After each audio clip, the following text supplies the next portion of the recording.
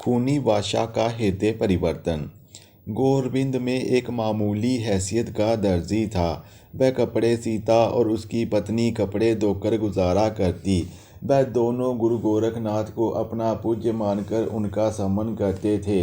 एक दिन गोरिया की आंखों में ये गरीब दर्जी चढ़ गया। उसे मृत्युदंड देने के लिए गोरिया ने उसे अपने पास बुलाकर एक पहले से कटा फटा वस्त्र देकर कहा, इसे सिल कर मेरे लिए लिबास बनाकर लाओ, मगर याद रहे इसे सिलने में ना सुई का प्रयोग करना है और ना ही धागे का। ये शर्त सुनकर सबने जान लिया कि अब दर्जी की मौत आई ही आई। अब कहाँ जाए, किसके आगे फरियाद करे। आ जाकर उन्हें सबको कष्टों का निवारण करने वाले अपने गुरुदेव गोरखनाथ याद आए। वह उन्हें समन करते हुए बादशाह की दी लीरें कुचीरें धोने के लिए नदी तट पर चले गए। वह दोनों रोते जाते और वस्त्र धोते हुए आसान मौत के बारे में बातें करते जाते थे। उसी समय सबकी नैया पार लगाने वाले गोरखनाथ जी प्रकट हुए। उन्हें अपना छिलका सादुई चोगा देकर कहा कि इसे अच्छी तरह धोकर तमाम मैल निकाल दो। वह दोनों यत्न करने लगे, किंतु जैसे जैसे वह इसे साफ करते वैसे वैसे ये और भी मैला होने लगता। उन्हें उलझन में देखकर साधु रूप धरे गुरु गोरख बोले, बेटा विभूति लो मेरे से, इसे छिलके पर डालकर मलो, फिर देखो। ऐसा प्रयोग करते ही छिलके की तमाम मैल कट गई। वह उजला हो गया। खुश होकर गोरख बोले, बच्चा तुम लोगों पर कभी कोई कष्ट बने तो मुझे याद कर लेना। दर्जी दंपति उनके चरणों में गिर पड़ा और वह दोनों बोले, प्रभु इससे बड़ी मुसीबत क्या होगी कि प्राणों पर बन आई है।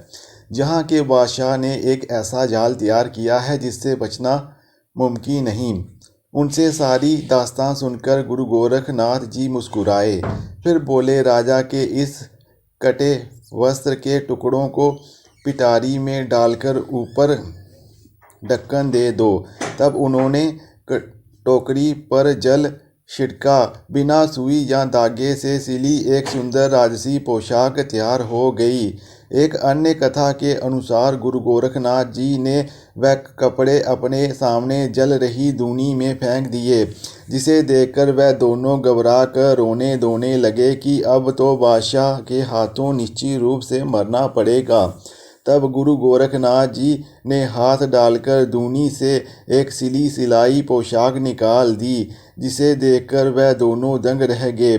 फिर गुरु गोरख बोले, तुम ये पोशाक बड़े दरबार में बादशाह को देना, उसे कहना कि इसे तुमने स्वयं तैयार किया है, मेरा भेद मत बतलाना। दर्जी की पत्नी बोली, प्रभु वह बेहद ज़िद्दी बादशाह है, कपड़े सिल जाएं ये उसका मकसद नहीं है, वह तो इन्हें मरवाने का कोई दूसरा बहाना ढूंढ लेगा।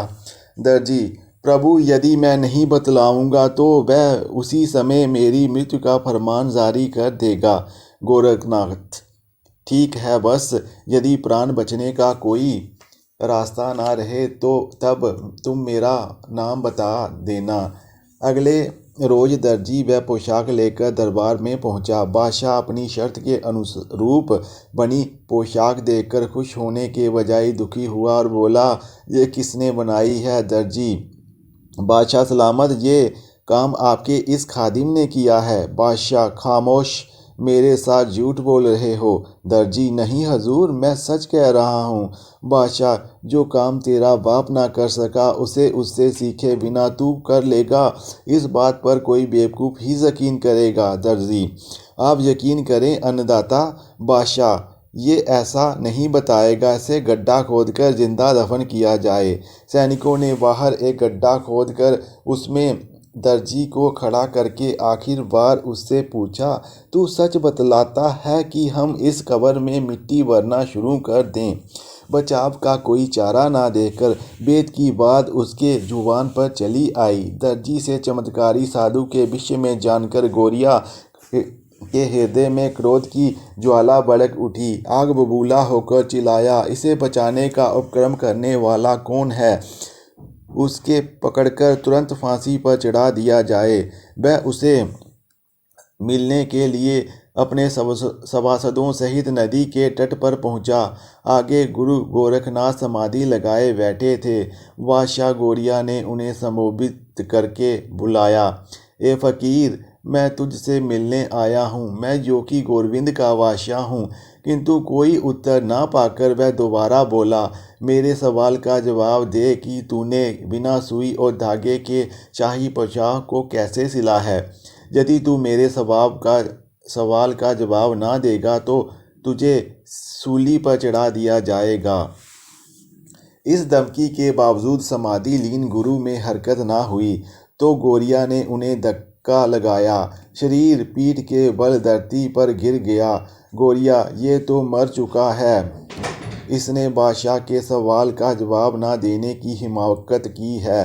दरबारी ने कहा, हजूर, इसे सूली पर लटका देते हैं। इससे एक आदमी मारकर रोटी खाने की आपकी शर्त पूरी हो जाएगी। आप महलों में जाकर भोजन कर पाएंगे। बादशाह, ठीक है, इसे जल्दी से हमारे सामने फांसी दी जाए।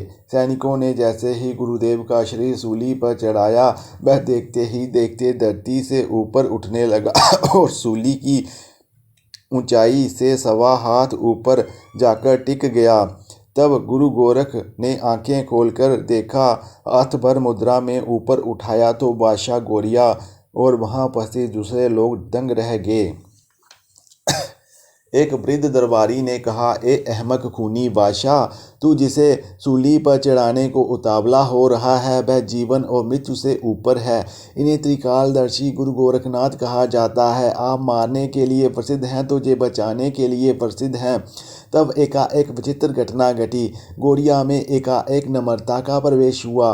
गुरु दर्शन से उसका कल्याण हुआ। उसे विगत जन्म का ज्ञान हो गया।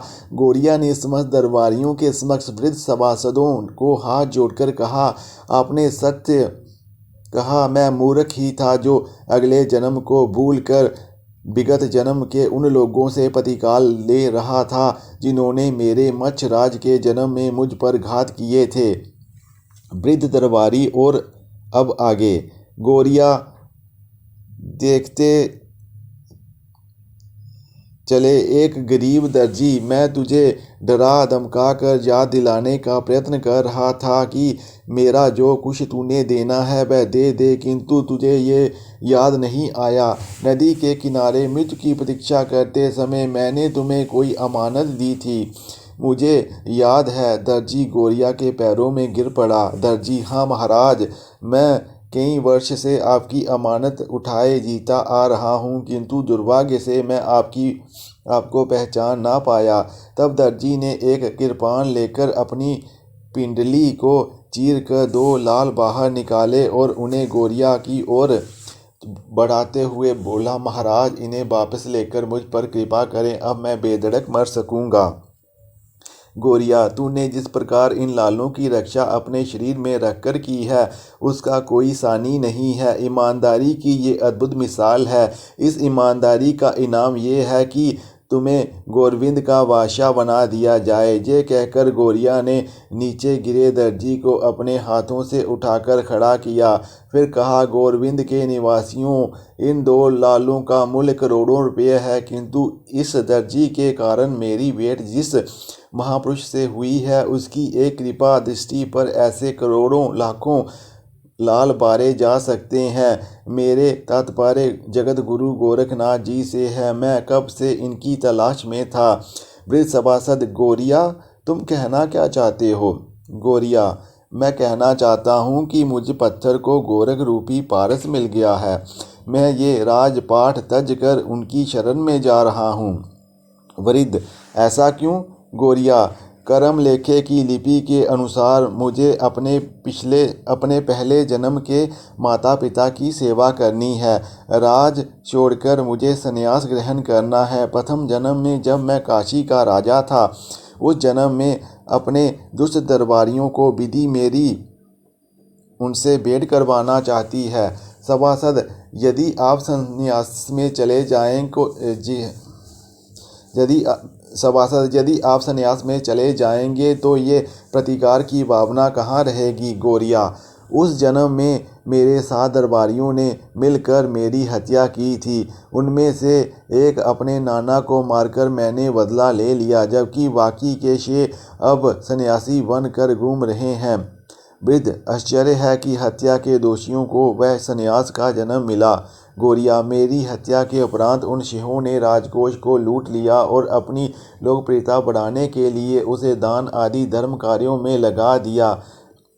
उन्हें इस दान का पूर्ण लाभ न मिला। कोष त्यागने के कारण उन्हें सन्यासी का जीवन मिला। वह भोग सुख नहीं मिला जो उन्हें स्वयं एक कोष तैयार करके दान करने पर मिला होता। हत्या के दोष से उन्हें वंचनाएं मिली। सन्यास वंचनाओं का ही तो नाम है। अब मैं भी उस वंचनाओं भरे जीवन को जीऊँगा और अगले जन्म को सार्थक बनाऊँगा।